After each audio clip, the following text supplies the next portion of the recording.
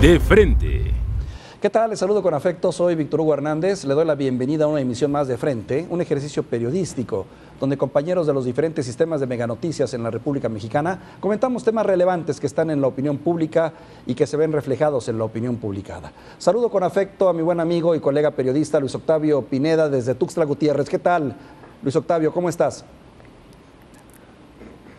¿Qué tal, Víctor? Un gusto saludarte. Un privilegio estar nuevamente contigo, debatir de diversos temas de nuestro sistema político y, por supuesto, le envío un saludo a todos los que nos siguen en la República Mexicana.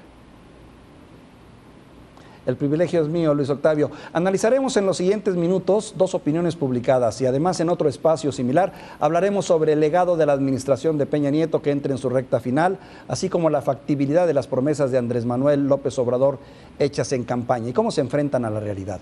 Esta semana, en su columna Juegos de Poder, que publica en Excelsior Leo Zuckerman bajo el título Las dudosas señales de Andrés Manuel López Obrador, escribe que ve positivas las señales en materia de economía, pero ve negativas las relacionadas con la seguridad. ¿Qué opinas de ello?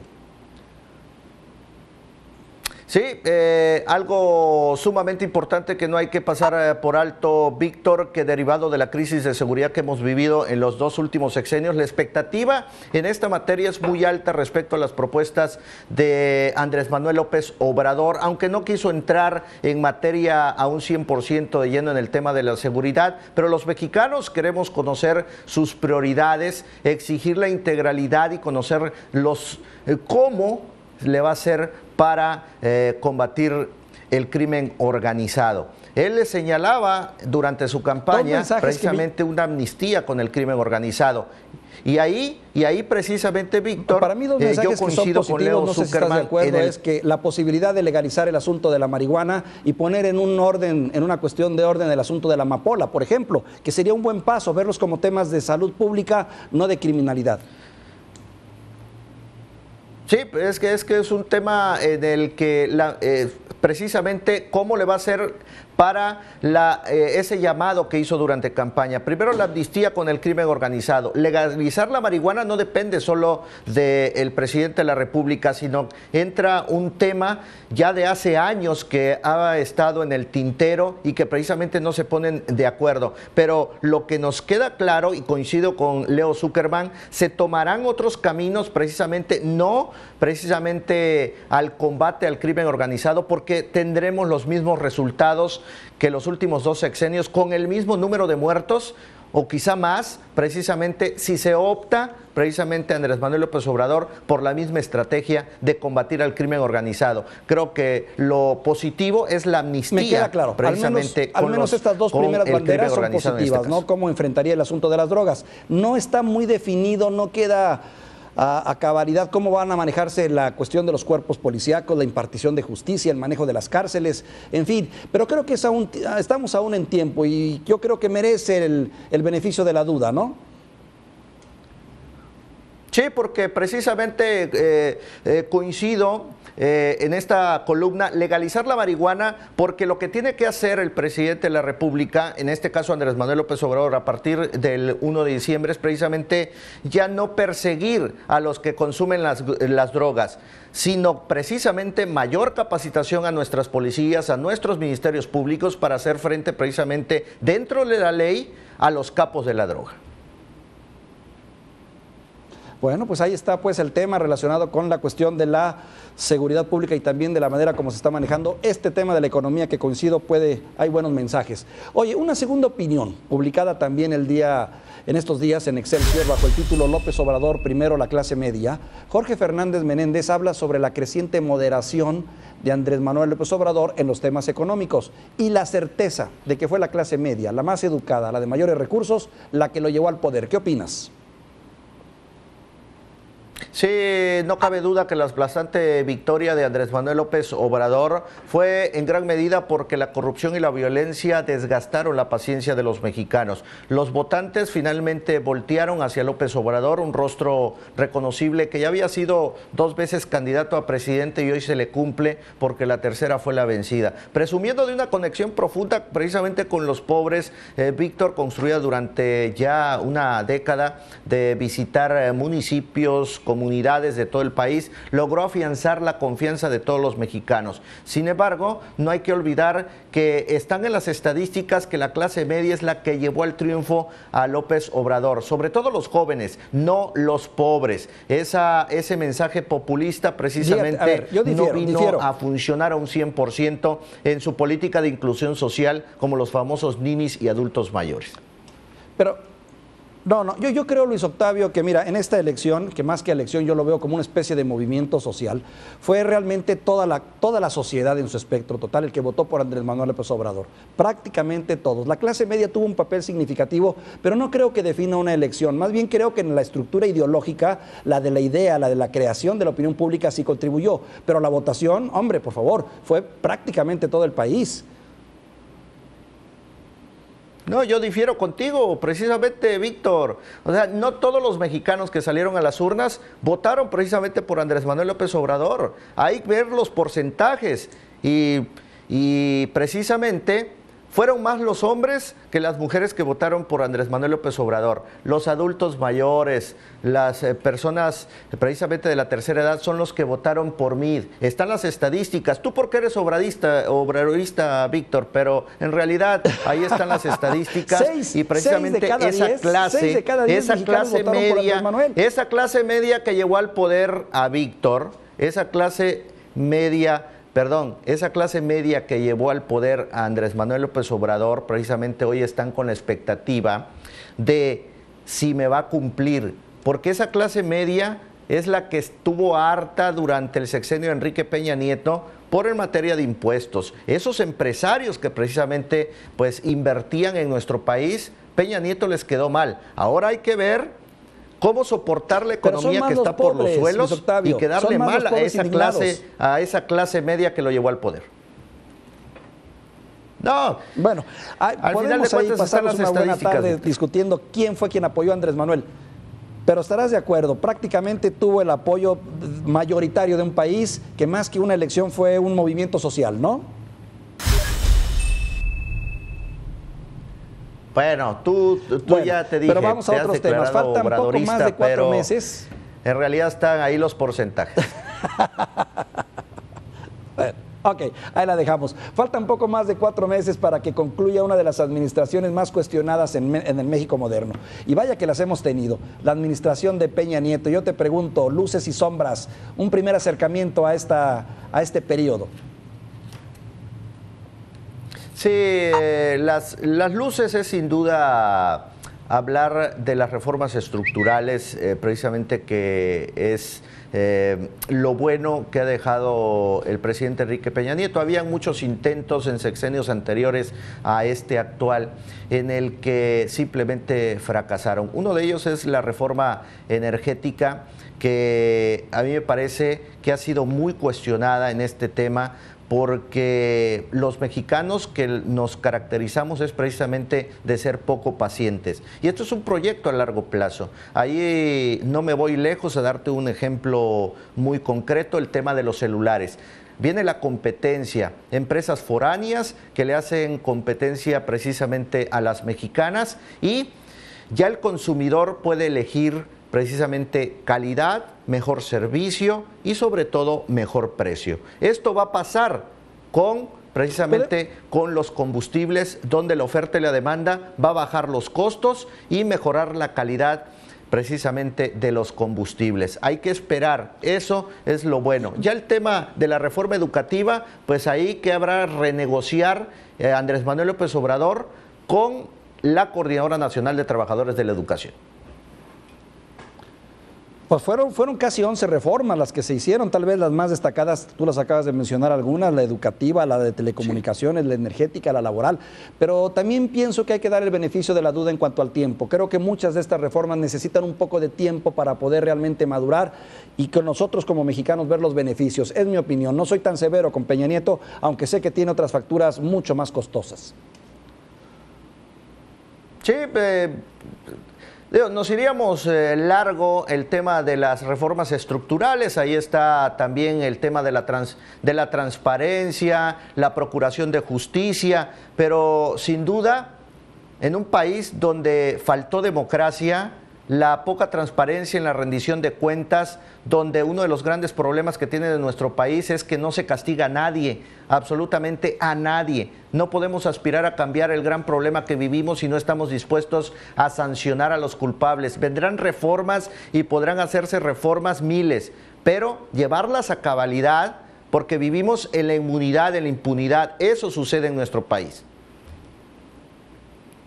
Bueno, y el asunto también, la verdad es de ellos que se dijeron, sabían cómo hacer las cosas y nos dejan como legado pues Ayotzinapa, Tlatlaya, Tanguato, Apatzingán, Allende, en fin. Vaya, ahí en materia de seguridad definitivamente creo que el legado de Peña Nieto es terriblemente negativo. Pero bueno, también sujeto a que nos podamos extender posteriormente. Mira, mencionamos las reformas estructurales, el esfuerzo por implementarlas, los logros, igual que los actos de corrupción que fueron una constante. Al final del día, lo importante, el legado histórico, lo que nos deja Peña Nieto ya a unos meses de terminar. Sí, el legado es sin duda la creciente inseguridad, lamentablemente. Y hablamos de la negatividad porque no soy pesimista. Pero ahí está, tú lo mencionaste, el tema de Ayotzinapa, el tema de los derechos humanos, la falta de confianza institucional, la relación internacional entre México y el famoso Tratado de Libre Comercio de América y el Norte, el Telecam, que no se sabe para cuándo reanudar las negociaciones y construir acuerdos, sobre todo con los Estados Unidos. Legados nos deja muchos.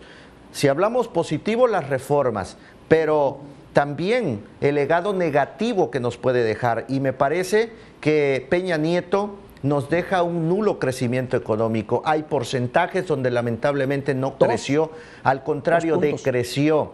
México es la economía mundial número 14, en el año 2000 era la 9ª, Víctor. No sé realmente qué les pasó, sinceramente perdieron el rumbo porque tenían la manera y el modo y no pudieron superar ese 2, parece un estigma que este país no pueda avanzar arriba del 2, cuando sabemos que se necesita por lo menos un 5, ¿no?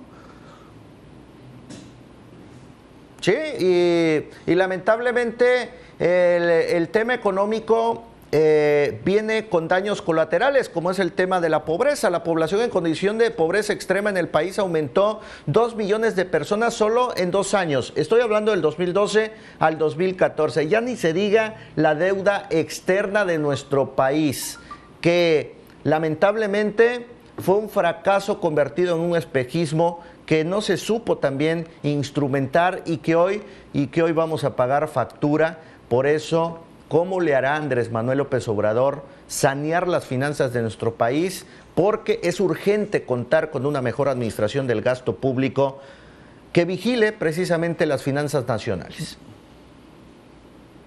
Yo me quedaría con la mayor violencia en 80 años, me quedaría con el tema de la pobreza contra la cual no pudo, y me quedaría también con todos esos programas fallidos de ayuda y solidaridad, y sobre todo con el legado de la corrupción. Yo creo que con eso, ese es uno de los primeros balances que tendrá Peña Nieto en su haber. Sí, no hay que pasar por alto, Víctor, el tema de la información pública, que hoy no es tan pública. Todos los portales de gobierno no sirven, no hay información. Tienes razón. Y bueno, pues en este contexto la reflexión obligada sobre lo ofrecido por Andrés Manuel López Obrador. Ese es otro tema. Sí, pasemos a otro tema que también me interesa tratar contigo, Luis Octavio. Lo ofrecido por Andrés Manuel López Obrador. Hay quien dice que una vez ganada la elección han comenzado a matizarse las promesas hechas en campaña ante una realidad que se está imponiendo. Está imponiendo también sus propias reglas. ¿Qué opinas de esto? ¿No es lo mismo verla venir que venir con ella, como dice el dicho, no? Bueno, Víctor, no quiero pecar de sarcástico, pero las exorbitantes y sobre todo no hacerte enojar, porque ya sé que tú siempre le andas dando el beneficio de la duda a Andrés Manuel López Obrador, pero a mí me parece que las exorbitantes cifras con las que el oriundo de Tabasco pretende mantener los excesivos programas sociales superan por mucho el presupuesto destinado, por ejemplo, en la Sedesol. que precisamente pues es la encargada de ofrecer apoyos al pueblo, a los pobres, pues. Pero lo que te decía al principio, no son los que lo llevaron al poder Andrés Manuel López Obrador. Ahí están las estadísticas y aunque te me enojes. Pero, ¿dónde va a sacar los miles y millones de pesos? Ahora, no soy negativo, no va a cumplir un 100%. Yo lo califico como una ficción así de simple, Víctor, aunque te me enojes. Estoy de acuerdo, no es lo mismo ofrecer que tener que cumplir. Estaba en campaña y tiene su lógica, ¿no? Pero sin embargo sí creo que se pueden hacer muchas cosas y al menos logra abatir dos cuestiones. Uno, reordenar el gasto público y dos, realmente abatir la corrupción y vía eso, pues tener recursos. En ese sentido sí soy optimista, Luis Octavio. Bueno, el famoso plebiscito que dijo para la permanencia del presidente, que propuso realizar consultas al pueblo de nuestro país cada 2 años para que decida si le permite continuar o no como presidente de México. De pueblo, hombre, baños de pueblo, esta es una promesa que el tabasqueño no tendría la facultad de cumplir a voluntad. Por Dios, Víctor, no seas populista igual que él. Derogar la reforma energética, derogar la reforma educativa que puso Peña Nieto. Tiene que acercar a quienes le dieron el voto.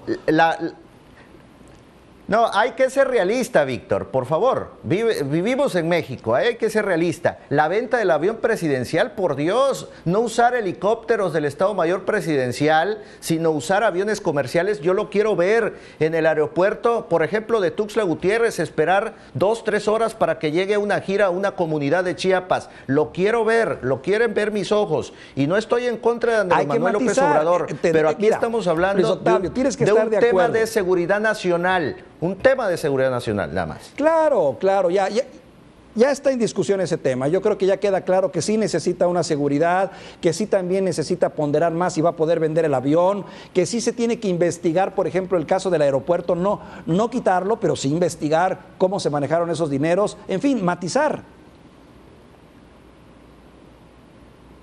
Matizar, hay que darle el beneficio de la duda, en eso estoy de acuerdo nada más contigo, pero en fin, las promesas, dudo que los números le alcancen. Ahí yo coincido contigo, y bueno, vamos a darle el beneficio de la duda. ¿Podríamos?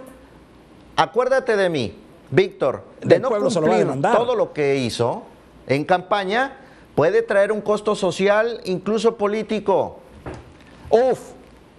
No quiero ni pensar, Luis Octavio, pero entramos en el terreno de las conclusiones. Es cierto, se tiene que trabajar más, de una manera más clara en lo que es la cuestión de la seguridad. Va bien en cuanto a su propuesta de pasos económicos.